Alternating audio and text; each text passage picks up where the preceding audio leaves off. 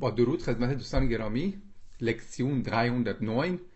در این درس میخوام در راجب صرف فعل در زمان گذشته صحبت کنم. چندین نکته مهم رو بهتون بگم. نکات تکمیلی درس‌های قبل هست. در واقع میدونید که سایت ما almanibefarsi.com هست و تو این سایت میتونید شما در بخش لکسیون درس‌ها دویچه لکسیون تمام درس‌های آلمانی رو به ترتیب لیست شدن اینجا و همچنین کاتگوری داریم. این قسمت میتونید ملاحظه کنید. و درس‌های دیگه، درس‌های فرانسوی داریم در اینجا، درس‌های فارسی داریم برای آلمانی زبان‌ها. پیشنهادات ما در مورد کتاب‌ها، فیلم‌ها و امتحانات آلمانی در اینجا هستن و اینم آرشیو کل درس‌ها. گواهینامه هم در اینجا میتونید ببینید. خب، موضوع درس پرفکت بیلدونگ، یعنی ساخت پرفکت. ما میدونیم که پرفکت رو با هابن یا با زاین میسازیم. مثلا ich habe studiert، یعنی حقوق تحصیل کردم. خب با هابه گفتیم. مثلا ich bin gegangen. خب اینا رو میدونید، من رفتم. میدونید که اینجا با بین اومد چون حرکتی بود، اینجا با هابن اومد چون حرکتی نبود. کی بدونیم هابن به کار ببریم؟ برای چه افعالی؟ برای چه افعالی بین به کار ببریم؟ آیا میشه بر هر دو رو به کار برد در زمانهایی؟ بله. یعنی یه جایی هست که هر دو درسته. در اینجا میخوام اینو بحث کنم. در واقع ما میدونیم که بیشتر افعال با هابن صرف میشن، اینو میدونیم. و برای افعال حرکتی بهشون میگیم Bewegungsverben. افعال حرکتی ما با زاین میگیم. مثلا چی؟ مثلا gehen. مثلا چی؟ مثلا fliegen، پرواز کردن. fahren، رانندگی کردن. laufen، دویدن، راه رفتن. joggen، دویدن واسه ورزش و اینا. و rennen رو داشتیم، همون لوفن هست ولی با عجله هست. یه کار خاصی داری. توی درس‌های داستانی اینو هم داشتیم. مثل kommen، اومدن. مثل springen، پریدن. مثل hüpfen، جریدن. مثلا ملخ hüpft یا بچه‌ها hüpfen، این ور اون ور میپرن، میجهن. خب حالا از کجا بفهمیم کدومش رو به کار ببریم و کجاها دوتاش به کار میره؟ ما یه چیزایی هم داریم. پوزیسیون یعنی موقعیت، جا. پوزیسیون وربن، افعال موقعیتی جا رو مشخص می‌کنه. مثلا bleiben یعنی موندن. مثلا یه جا bleiben باشیم با زاین میگیم ich bin geblieben. ich bin zu Hause، تو خونه.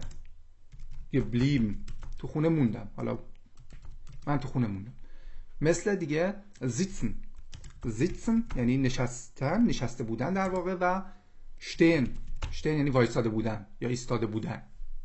حرکت پوزیسیون رو، جاشو مشخص میکنه، حرکت هم نیست توش. و در این موارد ما از زاین استفاده میکنیم. مثلا ich sitze یعنی نشسته هستم. ich sitze am Tisch به معنی سر میز میشینم یا اونجا هستم، نشسته هستم، زبان حال. سر میز نشستم، سر میز می نشستم میشه چی؟ ich habe gesessen. بچه‌ها ببین با ها به من گفتم. با اینکه پوزیسیون ورب میتونیم با زاین بگیم، میتونیم با هابن بگیم. ich bin gesessen. بعضی مواقع ممکنه این ربطی به موقعیت شما داره. ممکنه جنوب آلمان بگن ich bin gesessen یعنی نشستم. تو شمال آلمان جای دیگه بگن ich habe gesessen. پس این یه حالتی هست که متغیره از جا به جا. خب من اینجا می‌نویسم regional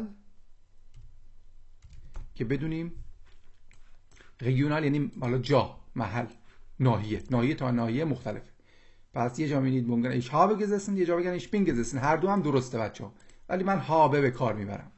و اگر نتونستید، حالا نخواهید ich با haben و bin بگید، میتونید از گذشتهش استفاده کنید. پرفکتش رو نگید که اون حالتش ich saß am Tisch که اینو در درس‌های قبل هم بهتون گفتم.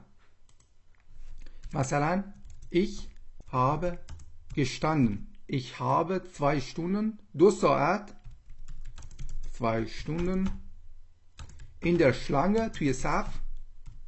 شلانگه میتونه معنی مار بده، میتونه معنی صف بده. in der Schlange توی صف. gestanden 2 ساعت توی صف وایسادم. میتونم بگم ich bin 2 Stunden. پس اینم ناحیه تا ناحیه مختلفه. پس این دوتا regional بود. میدونید bleiben همیشه با bin میگیم. ich bin geblieben، er ist geblieben و یه چیزایی هم مثلا حالا حرکتی باشه. مثلا ما میتونیم بگیم schwimmen حرکتیه، درسته؟ مثلا من میتونم بگم ich habe geschwommen. 2 ساعت شنا کردم. ich habe 2 Stunden geschwommen. شنا کردم. خب بعضی جاها میشنوید ich bin geschwommen. میتونی بگیم ich bin geschwommen. در واقع ich bin بهتره به نظر من. ich bin geschwommen چون حرکت داره. ولی habe هم میشنوید بچه‌ها. بعضیا میگن این رگیونال باز هست، بستگی به ناحیه داره. بعضیا میگن بستگی به معنی این داره. مثلا ممکنه اگر ورزش بخواید حساب کنید ich bin geschwommen، ولی اگه بخواید مثلا بگید زمانش رو حساب کنید، بگید مثلا 3 ساعت 4 ساعت کل روز را از habe استفاده کنید. ولی به نظر من همیشه از بین استفاده کنید اوکی هست، مشکلی پیش نمیاد. خب پس اینم بذاریم جزء رگیونال، با اینکه حالا ممکنه یه معنی هایی هم تفاوت معنی هم وجود داشته باشه. و یه سری چیزا هم هستن به عنوان ترانزیتیو و این ترانزیتیو. ترانزیتیو ورب یعنی افعال متعدی، یعنی نیاز به مفعول دارن. این ترانزیتیو ورب یعنی افعال لازم نیاز به مفعول ندارن. مثلا وقتی من میگم ich bin gekommen، من آمدم. خب خودم اومدم دیگه، کسی را نیاوردم که، یا کسی کاری رو انجام ندادم. پس این چیه؟ آمدن فعل این ترانزیتیو هست. این افعال اینجا خیلی هاشون مثلا فلیگن، فاغن میتونن ترانزیتیو باشن و این ترانزیتیو، هر دو میتونن باشن. و اگر مسلما یه چیزی لازم بود ما با از فعل زاین استفاده میکنیم، متعدی بود از فعل haben استفاده میکنیم برای پرفکتش. مثلا ich bin nach Hause gefahren، من رانندگی کردم به سمت خونه، رفتم خونه با ماشین. ich bin nach Hause gefahren این که با بین گفتم چون حرکتیه. ولی اگه من یه کسی را برونم ببرم خونه چی؟ ich habe دیگه باید بگم ich habe meine Mutter، مادرم را nach Hause gefahren. مادرم رو ببینید اینجا meine Mutter داریم، پس یه مفعول داریم، یه کسی را، درسته؟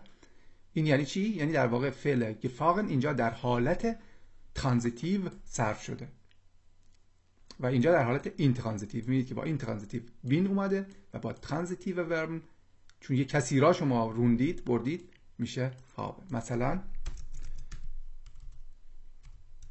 ich fliege، پرواز میکنم. ich bin nach Deutschland، به سمت آلمان، geflogen، پرواز کردم. ich bin geflogen. پس بنابراین میبینید که با بین اومد چون شما پرواز کردید، کسی شما رو پرواز نداد، درسته؟ نه اینکه بالتون رو بگیره پرواز بده. منظور پیلوت هست. در پیلوت یعنی خلبان hat mich geflogen، منو پرواز داد. یعنی در واقع اون، حالا میتونم به جای میش بگم das Flugzeug، هواپیما رو پرواز داد، اینجوری بهتره. der Pilot hat das Flugzeug، هواپیما رو پرواز داد. پس این معنی پرواز دادن هست. پرواز دادن یه چیزی را شما پرواز میدید، پس چی؟ ترانزیتیو هست. و اینجا پرواز کردن هست، میگید پرواز کردن خودتون پرواز میکنید، پس چی؟ لازم هست، این ترانزیتیو هست. پس میبینید تو معنی فرق میکنه. اینجا پرواز دادن، اینجا پرواز کردن. اینجا رانندگی دادن، حالا بردن با ماشین هست، اینجا رفتن با ماشین هست. میبینید؟ پس اینجا وقتی بردن به ماشین هست کسی را میبرید، پس مادرم را. اینجا خودتون میرید.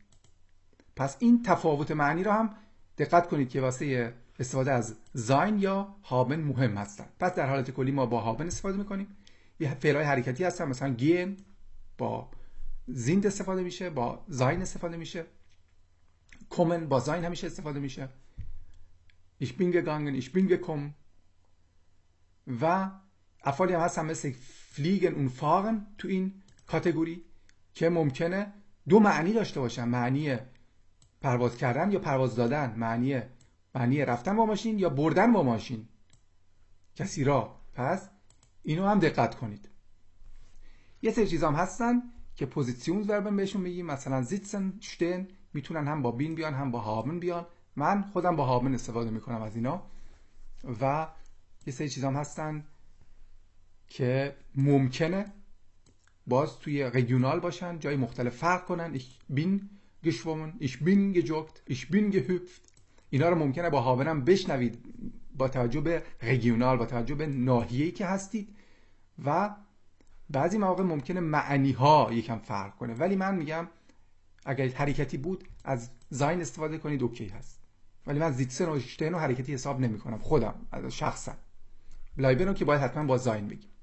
خب این یک حالت کلی بود از پرفکت که چجوری یکم تشخیص بدیم و اگه یه جایی که اونو گفت نگیم این غلطه اون درسته، بعد موقع هر دو درست هستن. و اینکه بعضی مواقع بهتره از گذشته استفاده کنیم به جای اینکه پرفکت بگیم با حالا بیام گیج بشیم زاین بگیم هابن بگیم. مثلا از زیتسن رو من همیشه با زاس میگم، شتن رو با اشتان میگم. مثلا ich stand 2 Stunden in der Schlange. توی صف وایساده بودم. ببینید از شتاند یعنی حالت گذشتهش پرتریتوم استفاده کردم که با اون هیچ فرقی نکن، با این هیچ فرقی نداره بچه‌ها، هر دو درست هستن.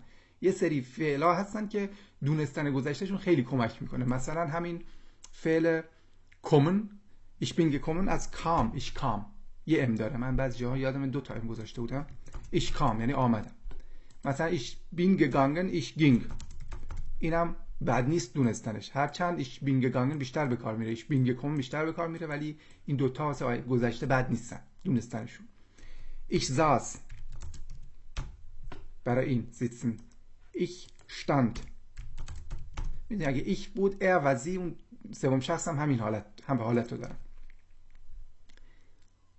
مثلا ich war یعنی بودم، به جاش میتونیم بگیم ich bin gewesen یعنی بودم. هر دو ich war zu Hause ich bin zu Hause gewesen ich bin zu Hause gewesen. ببینید که ich bin gewesen با ich war یکی هست. این حالت پرفکت هست، این پرفکتش هم با bin و gewesen هست و این حالت عادی هست. ich hatte داشتم که میتونیم بگیم ich habe gehabt داشتم. ich hatte 200 Euro ich habe 200 Euro gehabt. ببینید ich hatte، ولی من این دوتا رو کمتر به کار میبرم، بیشتر از این دوتا استفاده میکنم. یا ترکیب به کار میبرم، مثلا چند بار گفتم ich war بعدش میگم ich bin gewesen. هر دو درست هستن بچه‌ها. ich bin geblieben مثلا میتونم بگم ich blieb، اینا میتونم بگم ولی اینا زیاد نشنیدم، کم به کار نمیبرم. من همیشه ich bin geblieben به کار میبرم. خب پس این نکته هم که دونستن بعضی از این گذشته ها میتونه کمک کنه که گیج نشیم، حالا زاین یا هابن بگیم هم بد نیست. مثلا es gibt یعنی هست، وجود دارد. مثلا es gibt einen Kühlschrank in der Küche، توی آشپزخونه یه دونه یخچال، einen Kühlschrank der Kühlschrank einen Kühlschrank einen Tisch، حالا بگیم Tisch یه دونه میز in der Küche توی آشپزخونه. خب بنابراین اسکیپت همیشه با مفعول آکوزاتیو میاد، پس اگر این در بود همیشه میشه einen. حالا یه دونه وجود داشت اسگاب، این هم مهمه اسگاب. حالا میتونم با پرفکت هم بگم، میتونم بگم ich es war، میتونیم بگیم es hat gegeben es hat einen Tisch in der Küche gegeben هم، ولی میتونیم اینم بگیم به جای es gibt گذشتهش ببینید es gab هست و es hat gegeben، اینو به کار نمیبریم، اینجوری بهتره بگیم، راحت تره، درسته؟ پس اگه گذشته بخوایم وجود داشت بگیم بگید اسکاپ، و اسکاپ هم میشه مفعول آکوزاتیو میخواد. میبینید که عینن من به تو شماره تلفنمو دادم، اینو معنی کنید ببینم چه جوری میگید. من به تو دادم، حالا به دو صورت بگید. حالا به صورت گذشته میخوام بگید، در واقع چون اس سوم شخص از گاب هست ایک هم باید گاب باشه. خب این درس تقریبا کوتاه و مهم بود که اضافه کردیم. میدونید که داریم درس داستان میگیم، ولی خب هر از گاهی دوستان سوالاتی میپرسن و من در تکمیل درسایی که گفتم یه سری نکات رو یادآوری میکنم و یه نکات رو اضافه میکنم و تکمیل میکنم و این خیلی خوبه که هر از گاهی باز یه تکراری هم میشه. ببینید زبان اینجوری نیست که دوستان یه چیزی مثلا یاد گرفتید دیگه تموم شد، نه، باید این تکرار بشه. به خاطر همین درس ها دیدنشون به ترتیب خیلی مهمه. بیاد بالا ما میایم باز یه تکرار میکنیم. حالا از این کلماتی که یاد گرفتیم خواهید دید که در درس‌های بعد باز استفاده میکنیم و تکرار میکنیم و تو جملات مختلف باز میبینیم تا جایی که میتونیم سفت کنیم این کلمات رو توی ذهنتون. ما کلیات رو یاد بگیریم خیلی بهمون کمک میکنه که یه تصویر کلی از کار داشته باشیم، تو صحبت کردن کمک میکنه بهتون. ولی هدف اصلی باید گوش کردن باشه. فیلم زیاد ببینید. کتابای چیز معرفی کردم تو خود سایت، کتابای صوتی، میتونید تو بخش بیشتر فیلم پروفونگن برید و از توی کاتگوریش پیدا کنید اون چیزایی که نوشتم. میبینید که مثلا داستان پلیس اینجا میبینید، نمونه سوال حتی داریم واسه گوش کردن هست، مثلا کتابای صوتی. به هر حال این قسمت رو ببینید، بخشایی هست که ما چیزای زیادی اینجا اضافه خواهیم کرد. خب اینم از این درس. تا درس بعد. Auf Wiedersehen.